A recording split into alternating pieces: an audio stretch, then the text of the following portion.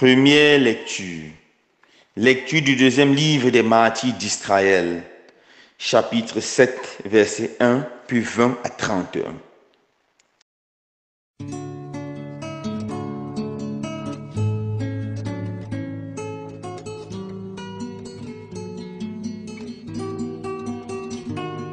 En ces jours-là, 7 frères avaient été arrêtés avec leur mère. À coups de fouet et de nerfs de bœuf, le roi Antiochus voulut les contraindre à manger du porc, viande interdite. Leur mère fut particulièrement admirable et digne d'une illustre mémoire. Voyant mourir ses 7 fils dans l'espace d'un seul jour, elle le supporta vaillamment parce qu'elle avait mis son espérance dans le Seigneur. Elle exhortait chacun d'eux dans la langue de ses pères. Cette femme héroïque leur parlait avec un courage viril. Je suis incapable de dire comment vous êtes formés dans mes entrailles. Ce n'est pas moi qui vous ai donné l'esprit et la vie, qui ai organisé les éléments dont chacun de vous est composé. C'est le Créateur du monde qui façonne l'enfant à l'origine, qui préside à l'origine de toutes choses. Et c'est lui qui, dans sa miséricorde, vous rendra l'esprit et la vie, parce que, pour l'amour de ces lois, vous méprisez maintenant votre propre existence. Antiochus s'imagina qu'on le méprisait et soupçonna que ce discours contenait des injures. Il se mit à exhorter le plus jeune, le dernier survivant. Bien plus, il lui promettait avec serment de le rendre à la fois riche et très heureux s'il abandonnait les usages de ses pères. Il en ferait son ami et lui confierait des fonctions publiques. Comme le jeune homme n'écoutait pas, le roi appela la mère et il l'exhortait à conseiller l'adolescent pour le sauver. Au bout de ces longues exhortations, elle consentit à persuader son fils. Elle se pencha vers lui et lui parla dans la langue de ses pères, trompant ainsi le cruel tyran. « Mon fils, aie pitié de moi. Je t'ai porté 9 mois dans mon sein. Je t'ai allaité pendant 3 ans. Je t'ai nourri et élevé jusqu'à l'âge où tu es parvenu. J'ai pris soin de toi. Je t'en conjure, mon enfant. Regarde le ciel et la terre avec tout ce qu'ils contiennent. Sache que Dieu a fait tout cela de rien et que la race des hommes est née de la même manière. Ne crains pas ce bourreau. Montre-toi digne de tes frères et accepte la mort afin que je te retrouve avec eux au jour de la miséricorde. Lorsqu'elle eut fini de parler, le jeune homme déclara: « Qu'attendez-vous? Je n'obéis pas à l'ordre du roi, mais j'écoute l'ordre de la loi donnée à nos pères par Moïse. Et toi, qui as inventé toutes sortes de mauvais traitements contre les Hébreux, tu n'échapperas pas à la main de Dieu. » Parole du Seigneur. Nous rendons grâce à Dieu. Mon Dieu entend toujours, mon Dieu répond toujours, son nom est Elishama. Elishama, mon Dieu entend toujours, mon Dieu répond toujours, son nom est Elishama. Chers frères et sœurs bien-aimés, nous continuons aujourd'hui notre lecture du deuxième livre des Maccabées. Et aujourd'hui, l'auteur nous raconte l'histoire d'une femme vaillante, d'une vraie femme d'Israël. Elle a été arrêtée avec ses 7 fils et on les oblige. Le cruel et méchant roi Antiochos les oblige de manger du porc. Comme je leur disais, manger du porc signifie simplement régner leur foi. abandonner Dieu, proclamer fort, haut et fort que Dieu n'existe pas ou qu'ils ne croient pas en Dieu. Alors, s'ils régnaient leur foi, ils seront les amis du roi, ils auront tout genre d'avantages, de fortune. Mais s'ils ne régnaient pas le roi, ils seront tués. Ils sont violemment fouettés, torturés, et on leur demande de régner. Alors c'est la maman qui les exhorte. Elle leur dit, mes enfants, je ne vous ai pas créé. Je ne sais même pas comment vous êtes formés dans mon ventre. C'est Dieu seul qui sait. Vous devez accepter de mourir pour Dieu, que de régner Dieu. Et tous les 7 enfants ont accepté de mourir. Ils ont été tués l'un après l'autre. Finalement, on demande à la maman, lorsqu'il est le dernier qui était encore un adolescent, on demande à la maman d'encourager l'enfant à régner sa foi. Et la maman se baisse et parle à l'enfant dans la langue de ses pères, dans le dialecte, ce que nous appelons souvent le patois. Et elle lui dit, mon enfant, je t'ai porté 9 mois dans mon sein, je t'ai allaité 3 ans. Mon enfant, n'abandonne pas ta foi. Si tu meurs pour Dieu, je vais te revoir au jour de la miséricorde, au jour de la résurrection. Nous voyons que cette maman avait une foi forte et ferme à la résurrection. Et finalement, l'enfant a accepté de mourir pour sa foi. Quelle maman admirable! Une maman qui se comporte vraiment avec un courage viril, un courage d'homme. Quelle maman admirable! Quelle maman extraordinaire! Quelle maman formidable! Alors, frères et sœurs bien-aimés, nous sommes tous interpellés aujourd'hui par la foi, le courage de cette maman. D'abord, nous qui sommes parents, quel genre de parents sommes-nous? Est-ce que nous élevons nos enfants dans la crainte de Dieu? Est-ce que nous apprenons à nos enfants que mieux vaut mourir pour Dieu que de vivre dans le mal, que de vivre dans le péché, que de renoncer à sa foi?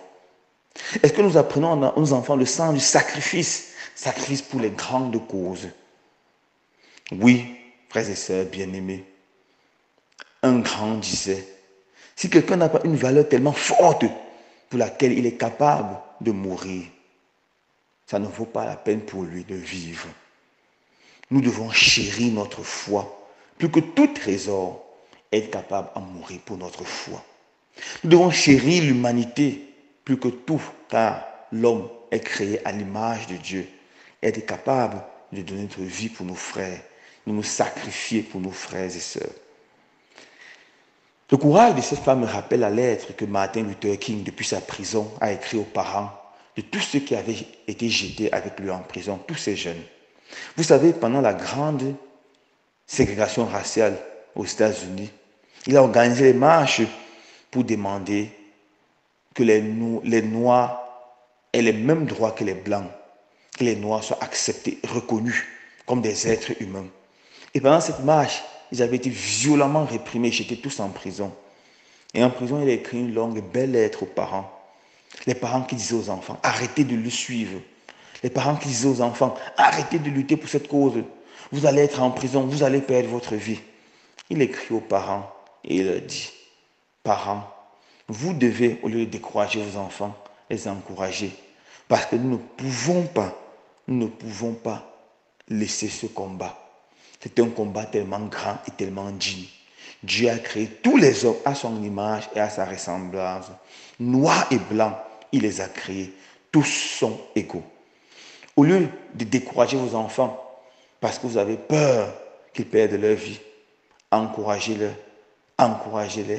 car la vie sur la terre n'est pas longue.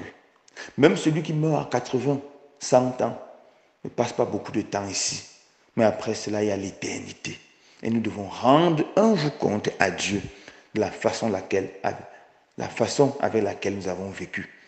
De la façon avec laquelle nous sommes sacrifiés pour les autres. Oui, frères et sœurs bien-aimés, chers parents, nous devons transmettre les valeurs fortes à nos enfants. Nous devons recommencer à éduquer nos enfants en mettant à la première place la foi en Dieu. Nous devons être les premiers catéchistes de nos enfants, les apprendre à prier à la maison, les apprendre à respecter le Seigneur, les apprendre à aimer le Seigneur et surtout les apprendre à s'aimer les uns les autres. Car c'est par l'amour que nous avons pour nos frères que nous manifestons et que témoignons de l'amour que nous avons pour le Seigneur. Que le courage de cette femme inspire chacun et chacune d'entre nous. Que la foi de cette femme inspire chacun et chacune de nous. Loué soit Jésus-Christ.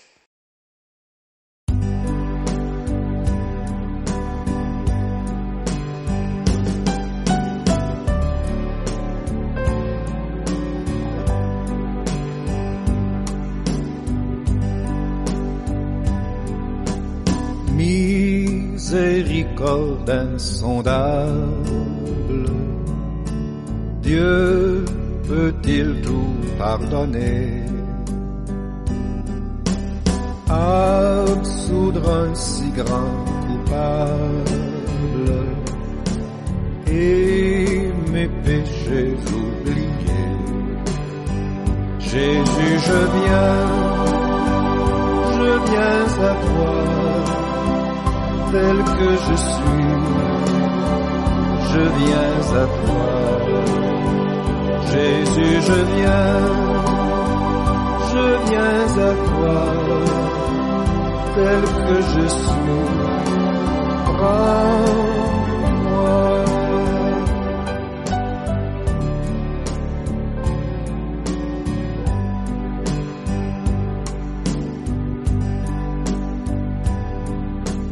Longtemps j'ai loin de sa face provoqué son sein courroux, fermé mon cœur à sa grâce, blessé le sien devant tout. Jésus, je viens à toi, tel que je suis, je viens à toi. Jésus, je viens à toi, tel que je suis, prends-moi.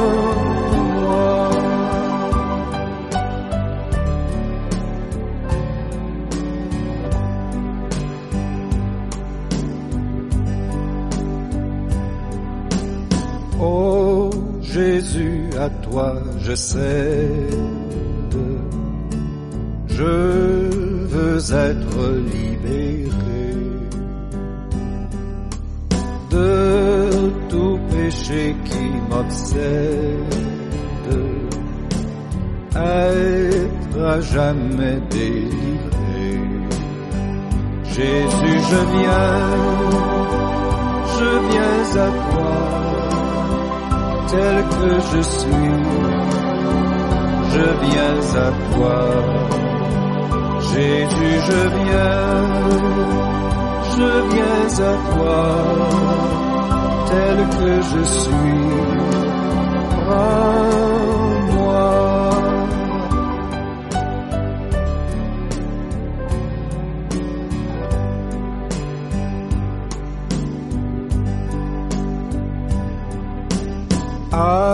Alléluia, plus de doute, mon fardeau m'est enlevé.